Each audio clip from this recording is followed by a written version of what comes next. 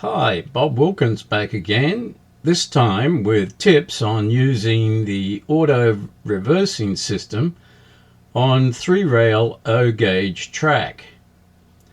Although designed for HO and N scale, the modeltrainsounds auto reversing system can be used on O-scale layouts with certain requirements and restrictions needed.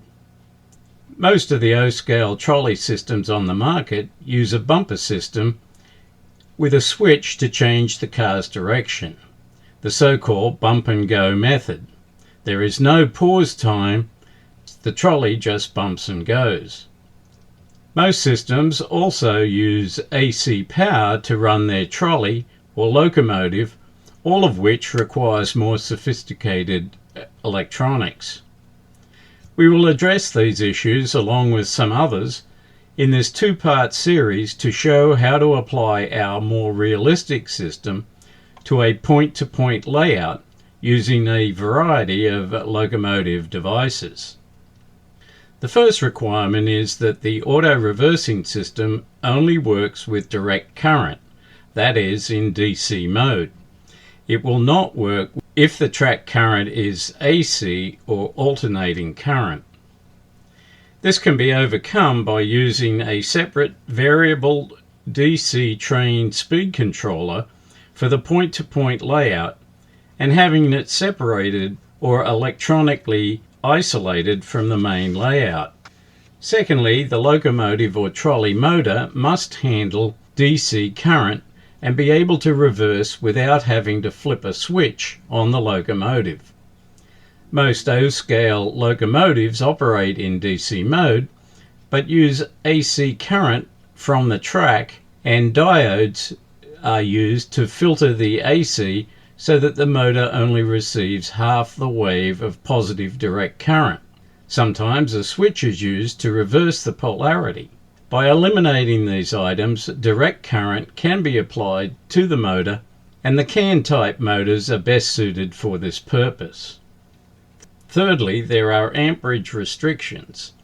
The reversing relay board of the modeltrainsounds system is rated to handle a current of up to 2 amps. For this reason, the use of the older O-type pull-more open traction motors that draw more amperage than 2 amps is not recommended.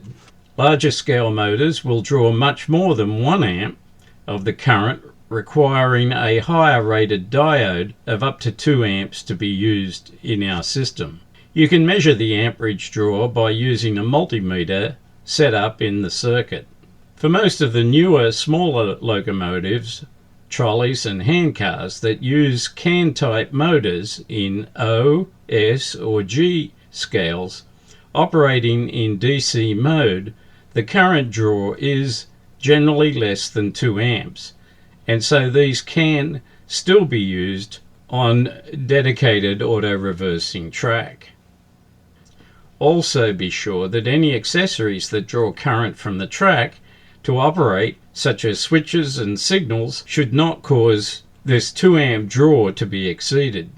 They should be powered by a separate source other than track power. So now let's look at some examples of what can be used. First, this Locomotives trolley. Unfortunately, this trolley has a pull-more motor that draws 3 amps of current. It could be used by replacing the motor, as was done here with the body of the Locomotives trolley and a traction unit of a Lionel diesel switcher. A similar Bernie trolley from Bowser only runs, unfortunately, in one direction, but draws around 1.5 amps of current. It can be modified using a bridge rectifier inserted in the motor to run back and forth on DC power, and so can be used. The third trolley is this industrial rail trolley now sold by Atlas O.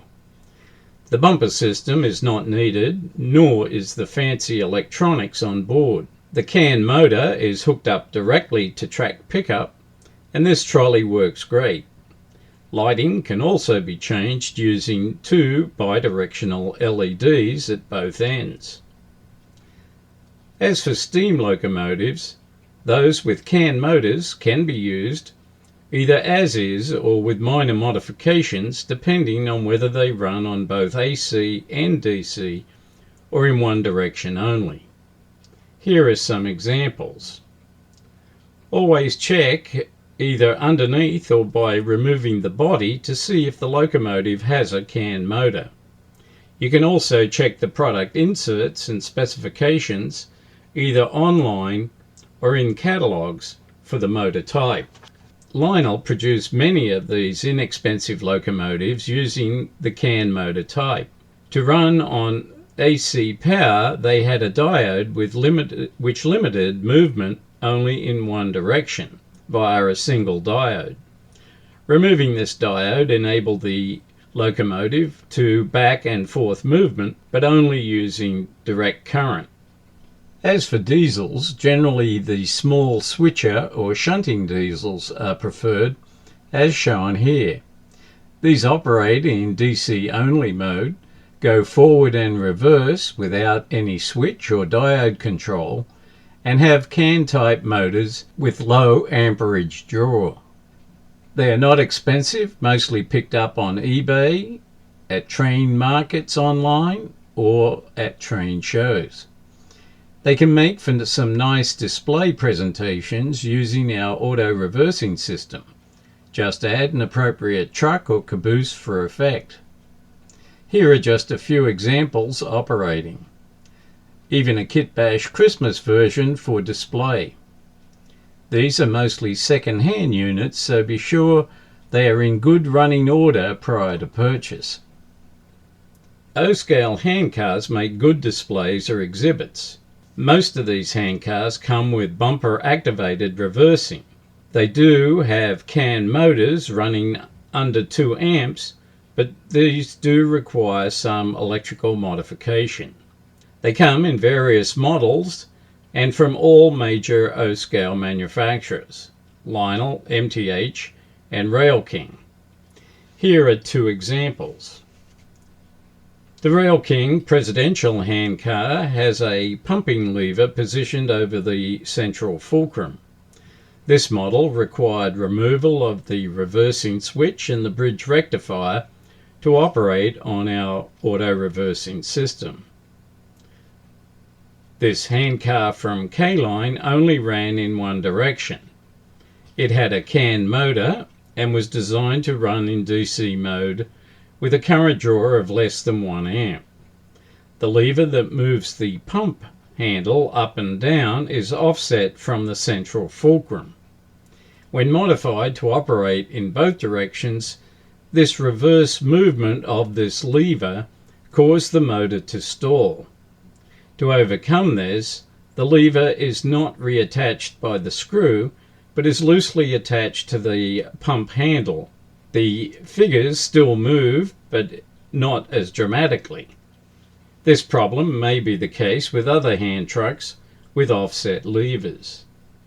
For information on how to do the conversions, drop us a contact email via our website, modeltrainsounds.com, where this is listed as Project 26. Well, that's enough information to digest at this time.